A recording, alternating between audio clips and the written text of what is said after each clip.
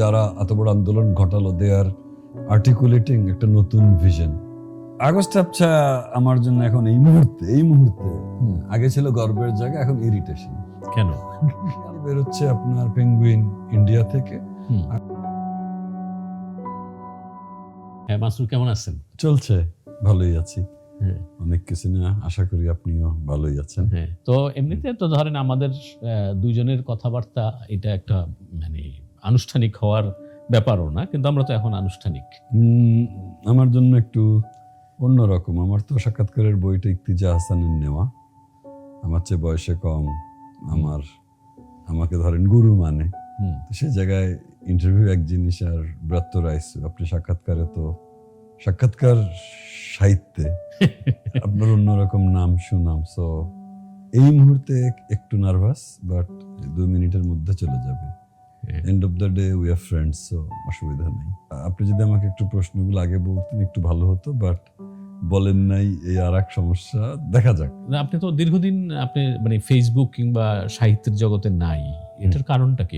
অফিসের চাপ? কারণটা আসলে ফেসবুকের জগৎটা বেশি আমার কাছে মনে হলো হইচইয়ের। এই হইচইটা আমার পড়াশোনার যে অভিনিবেশ এটা নষ্ট করা শুরু করলো, এবং ওইখানে ছোট ছোট কমেন্ট আমাকে উত্তেজিত করা শুরু করলো। লেখকের কাজ সমাজে বাইরে চলা, সার্বিক হইচই, চিৎকার, কত কিছু তো চলছে, সেগুলো নিয়ে লেখা। বাট লেখক একজন ইন্টারেস্টিং সত্তা, যে লিখবে আওয়াজ নিয়ে, বাট তাকে মাথা ঠান্ডা থাকতে হবে, সবচেয়ে ঠান্ডা। তো লেখকের যে চিন্তার ভিতরে, মাথার ভিতরে যে বাগানটা, ওইটা একদম স্থির সুন্দর থাকতে হবে। মৌমাছির একটা ভোঁ ভোঁ গুনগুনো থাকলে ঠিক না।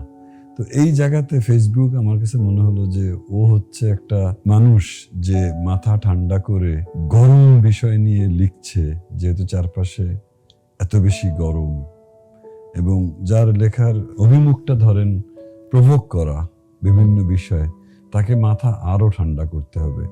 আসলে ভালো লেখকের, আমি জানি না ভালো কিনা, মাথাটা ভলক্যানোর মতন থাকা উচিত। ভিতরে আগুন থাকবে, হৃদয়ে, চিন্তায় মাথা ঠান্ডা। ভলক্যানো বাইরে থেকে দেখে একটা পাহাড় বলেই তো মনে হয়। তো ওই জায়গায় ফেসবুক আমাকে একটু বিচলিত করা শুরু করলো। আমার মনে হলো আমার বাগান বা আমার ভলক্যানো, এটা শেপ, সাইজ, এটা নষ্ট হয়ে যাচ্ছে। তাই দূরে গেলাম। দূরে গিয়ে দেখলাম আর এক সমস্যা, এই সোশ্যাল মিডিয়ার যুগে অভ্যস্ততা, এগুলো একটা বড় বিষয়। দূরে গিয়ে দেখলাম দূরত্ব বাড়ছেই। টোটাল সাহিত্য জগতে কি চলছে, বিকজ বাইরে যা চলছে সেটুক জানাটাও তো ইম্পর্টেন্ট। ফেসবুক তার জন্য খুব ফেসবুকে ইম্পর্টেন্ট। যা চলতেছে সেটা কি আপনি আবার অফলাইনে জানতে পারতেন কিনা? অফলাইনে জানাটার জন্য অফলাইনে জানাটার জন্য কারোর সাথে কথা বলতে হয়, সময় নেই। ফেসবুক একটা অভ্যাসের বিষয় ছিল, দেখতাম, পড়তাম। দেখা গেল আপনার বন্ধু বান্ধবের তো অধিকাংশই হচ্ছে সাহিত্যের লোক, এবং তাদের প্রত্যেকেরই ফেসবুক তারা করেন। এই জন্য তাদের চিন্তাগুলো ধরেন আমি জানতে পারছি না। তাদের হয় কি, মানে ফেসবুক অনেকটা তো কি একটা এনলাইটেন্ড একটা জায়গা, এই অর্থে যে আপনি আপনার মতামত প্রকাশ করছেন, এবং গালিগালাজ দিলেও আপনি যেটা পছন্দ করেন না সেটাকে গালি দিচ্ছেন, অর্থাৎ আপনার মধ্যে একটা শুভর চিন্তা আছে। ফেসবুক আলটিমেটলি সবার উদ্দেশ্য যার যার জায়গা থেকে সমাজটাকে একটা আরেকটু বেটার করা। এই জায়গা থেকেই আমার খারাপের বিষয়টা বলি, এই যে এনলাইটেনমেন্ট, ধরেন ফেসবুক, এনলাইটেনমেন্টের টোটালিটেরিয়ান একটা রূপ আছে, এবং এনলাইটেনমেন্ট অ্যাকচুয়ালি টোটালিটেরিয়ান। এইটা বোঝা থেকে ফেসবুককে ভয় পাওয়া শুরু করলাম, যে আমাকে গ্রাস করছে। আমি জানি না আপনাকে বোঝাতে পারছি কিনা।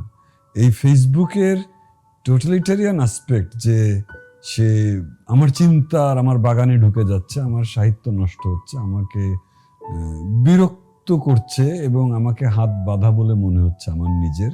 কারণ আমার কমেন্ট লোকের কেমন লাগছে আমি সেটা পরিমাপ করছি। আমি একটা পোস্ট করছি, লোকে ভালো বলছে, খারাপ বলছে, পরিমাপ করছি। সাহিত্য এইভাবে দৈনন্দিন বেসিসে পরিমাপের কোনো বিষয়ই না।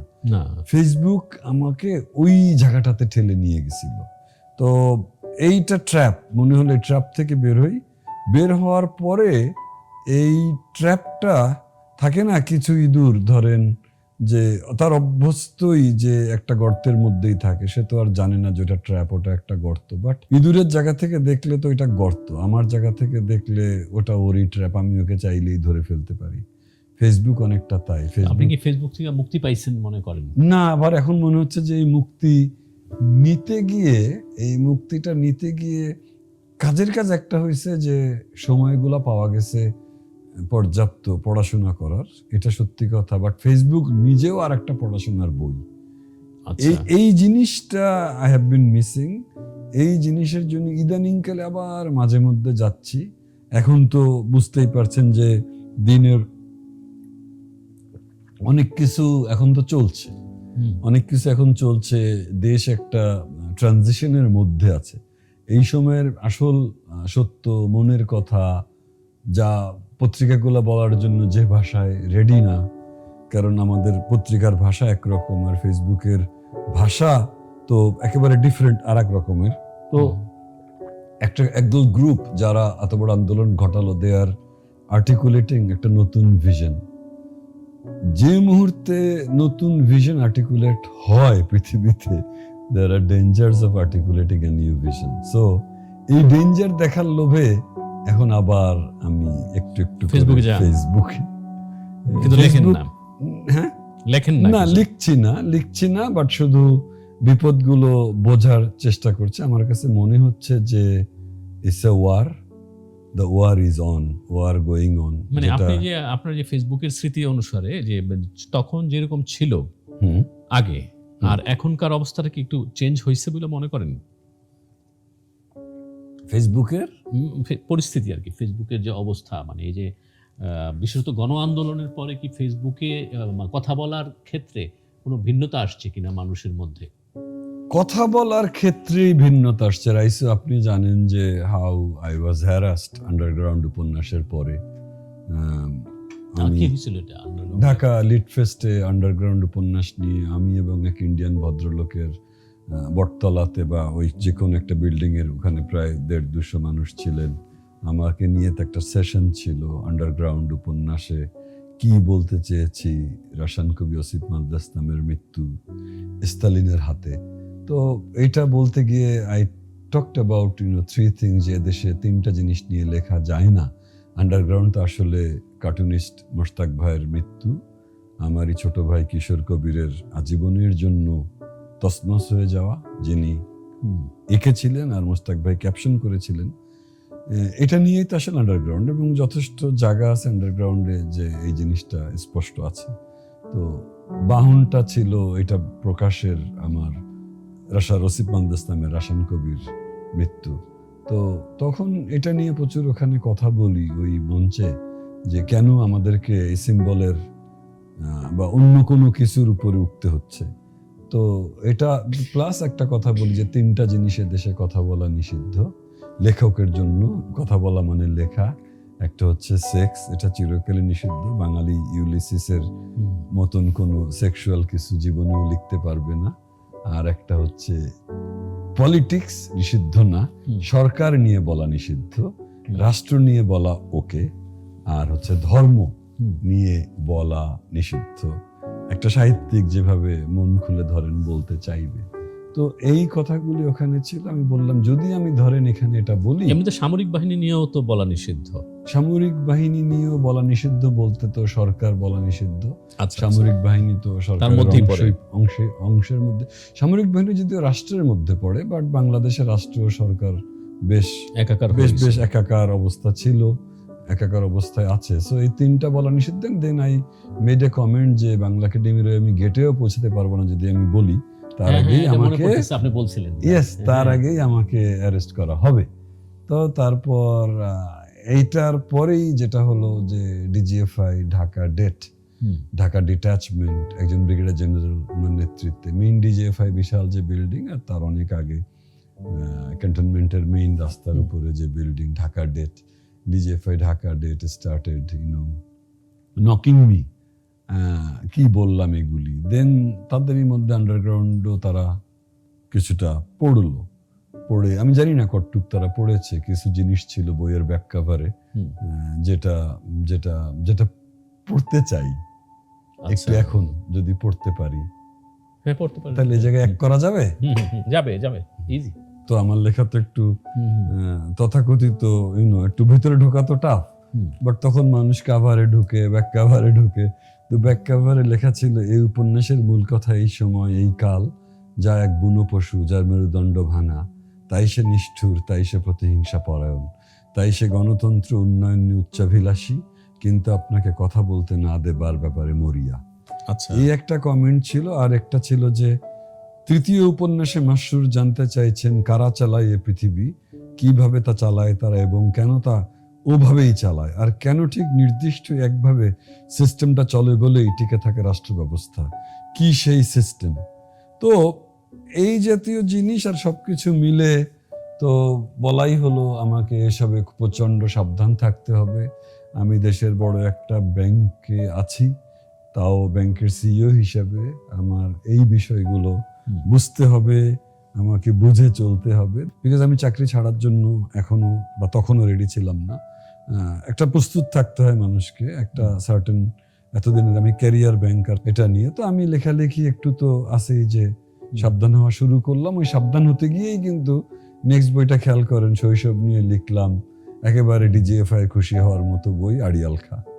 হ্যাঁ, আমার কিন্তু কারণ আছে। আমি কিন্তু কাজ করা উচিত ছিল স্কোয়ার ওয়ান উপন্যাসটা নিয়ে, যেটা আপনার প্রথম আলো ইচ্ছাঙ্কায় এসেছিল। আমার উচিত ছিল আমার অন্য যেগুলো ইচ্ছাঙ্কে এসেছিল সেগুলো নিয়ে কাজ করা, তা না করে শৈশবে চলে গেলাম, সেফ নিরাপদ সাবজেক্টে চলে গেলাম। বাট দুঃখজনক যে এই সেম ডিজিএফআই আমার ব্যাংকের চেয়ারম্যান তো বুঝেনি, বোর্ডের পরিচালনা পরিষদের সবার চিফ, পাবলিক লিমিটেড কোম্পানি, একটা অন্যরকম একটা সত্তা। ওখানে ওনারা আবার কমপ্লেন দিলেন, আপনার এমডি কে সাবধান করেছি আমরা, আপনাকে পুরোটা একটু জানালাম। জাপানে বসে উনি জাপানে ছিলেন, ওখানে সরকারি রাষ্ট্রীয় একটা ট্রিপ ছিল, ওখানেও তারা একই কথা বলে। আরো খারাপ লাগলো যে কোনো একটা বিয়েতে দেখা হলো ঢাকা ডেটের জেনারেলদের সাথে, তারা ওইখানেই হ্যালো কেমন আছেন, ভালো আছেন, ওইখানেই খোঁচা এবং খোটাও দিল বেশ সবার সামনেই, যে মানে তারা একজন লেখককে ঠিকই সাইজ করে নিয়ে এসছে। সো এক ধরনের হাসি ঠাট্টার মধ্যেই খোটা। আমি আস্তে করে জায়গাটা ত্যাগ করলাম। ওটা আমার চেয়ারম্যান ছিলেন আমার সাথেই। তো এই পর্বও গেছে, আমি জানি না এই কথা কি জন্য আসলো। সো এখন যেটা হয় যে আপনার লেখালেখি যে ফেসবুকে কেন আপনি বন্ধ করলেন? ফেসবুকে এটাও কিন্তু একটা কারণ, বাট এটা this is a minor reason.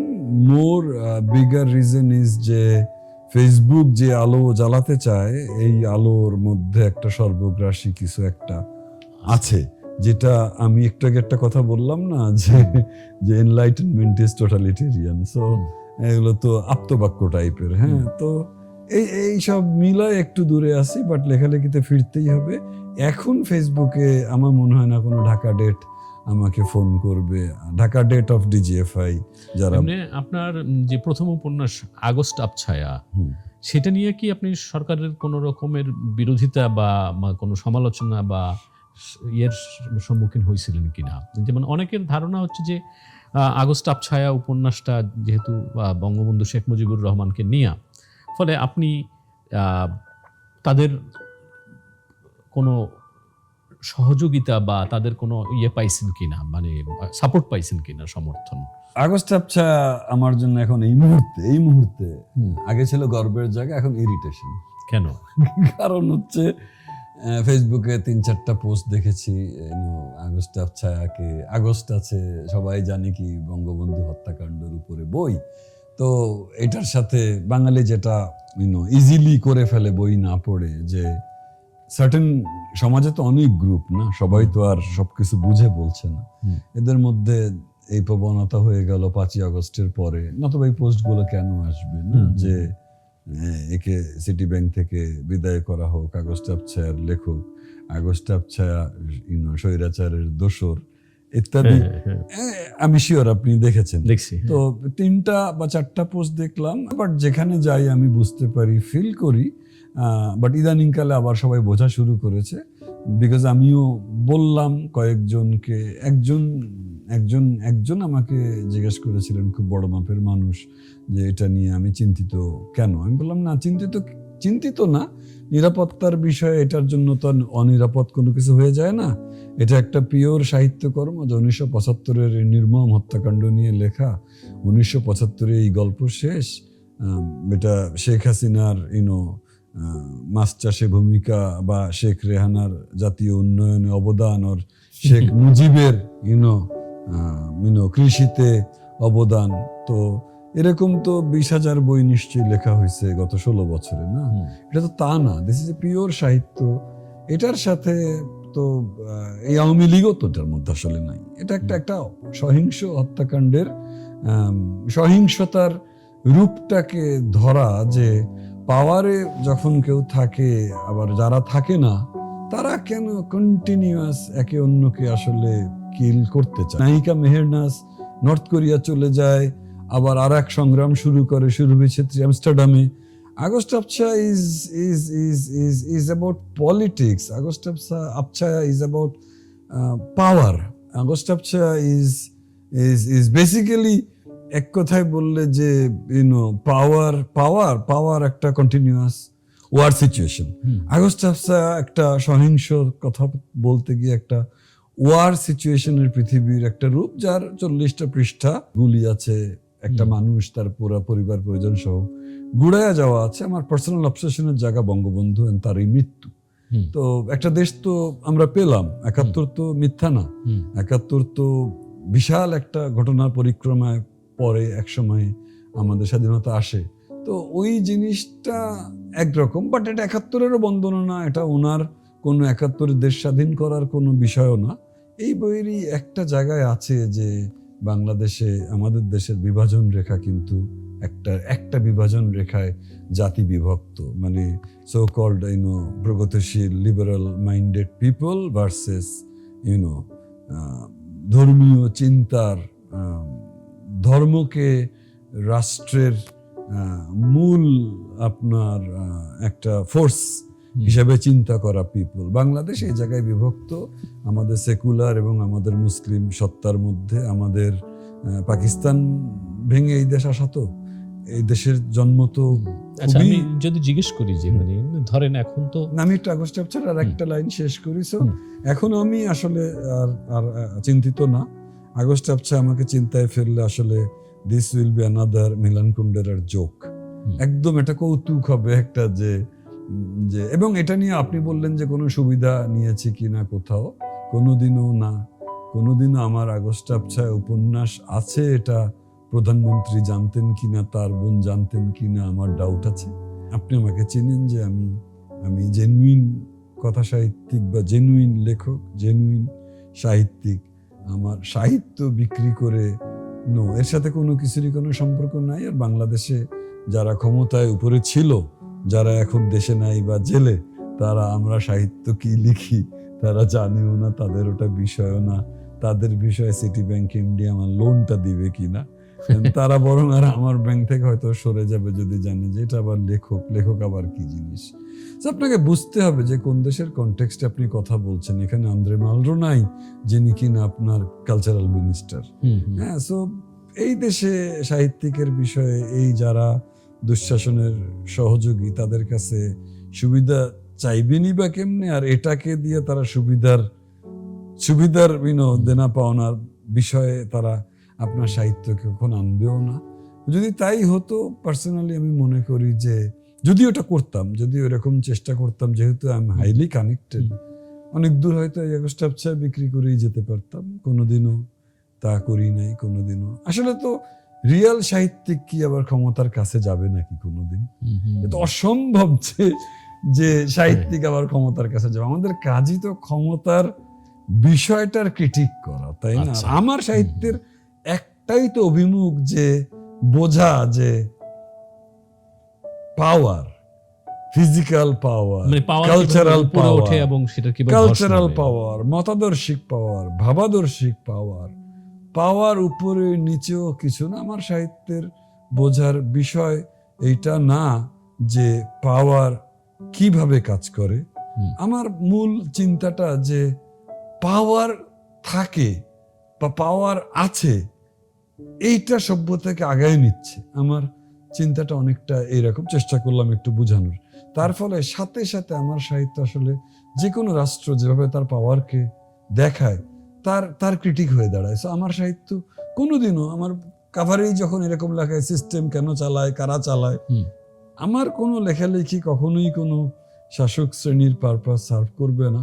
কোনো লেখকেরই লেখা যদি শাসক শ্রেণীর পারপাসকে সামান্যতমভাবেও সার্ভ করে, আমার ডাউট আছে ওই লেখকের কমিটমেন্ট লেভেলটা নিয়ে এবং ওই লেখকের লেখার টিকে থাকা নিয়ে, ওই লেখকের লেখা হওয়া নিয়ে। এটা অন্য একটা স্বার্থভিত্তিক দলিল, ওগুলা সাহিত্য নয়। যে শেখ হাসিনার রুই মাছ চাষে ভূমিকা, এই ধরনের জিনিস তো আমাদের পক্ষে সম্ভব না, অসম্ভব। তো মানে আপনি যদি এখন মানে আগস্ট আবছায়ের কথা ভাবেন, এটা তো প্রথম উপন্যাস ছিল আপনার, তাই তো? তো এটার ব্যাপারে আপনার কি ধরনের মানে সাহিত্যিক সমালোচনাটা আছে কিনা কোনো রকম?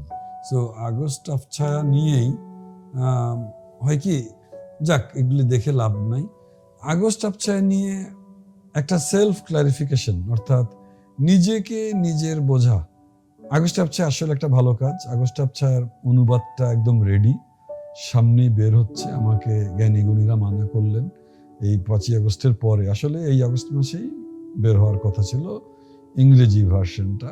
মানা করলেন যে এক্ষুনি বের করো না, বাট এখন সামনে বের হচ্ছে। কি দেশ থেকে বেরোচ্ছে? জি, মানে কোথা থেকে বেরোচ্ছে? আগস্ট আবছায়া ইনিশিয়ালি বের হচ্ছে আপনার পেঙ্গুইন ইন্ডিয়া থেকে।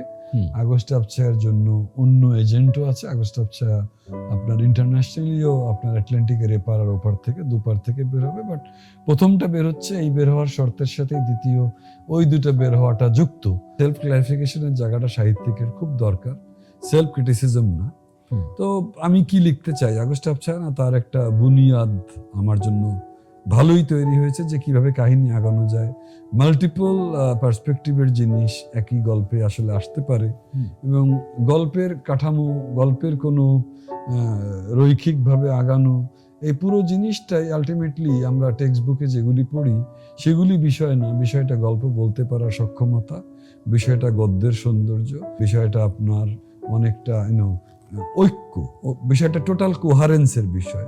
আগস্ট আবছায়া আমার কাছে মনে হয় প্রাঞ্জলতার একদম ক্লাসিক্যাল বিচারে কোহেসিভ না, কোহারেন্ট বই না, বিকজ এর অনেকগুলো বিষয় আছে। নেপালের ভূমিকম্প, সিআইএর ষড়যন্ত্র, বঙ্গবন্ধু হত্যাকাণ্ড, বসুন্ধরা একটা বিশাল একটা কিছু, এইখানে একটা আজব এক মহিষের সিম্বল দিয়ে একটা বড় একটা ঘটনা।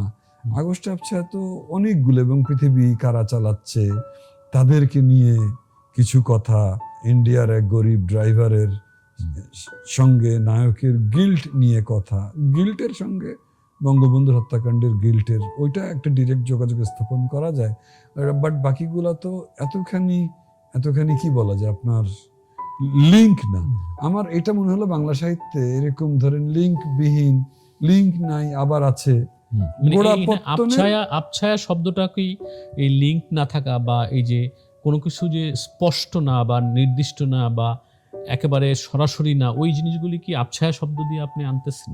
মানে আবছায়া নাম রাখার পিছনে আবছায়া আমার নিজের ভিতরেই তো একটা আবছায়া, it's a shadow, it's a একটা আবছায়া পরিস্থিতি। এটা একটা ফিক্স ফ্যান্টম টাইপের একটা কিছু, তাই না? মানে যা আছে তা নাই, যা আছে তা আবছায়াতে ধরেন ছায়া, ছায়া এক জিনিস আর আবছায়া কিন্তু আরেক জিনিস। এই উপন্যাসে মহিষ তো একটা বড় ক্যারেক্টার, মূল ক্যারেক্টার বলা যেতে পারে, এবং প্রচ্ছদের মধ্যে ওইটা আছে।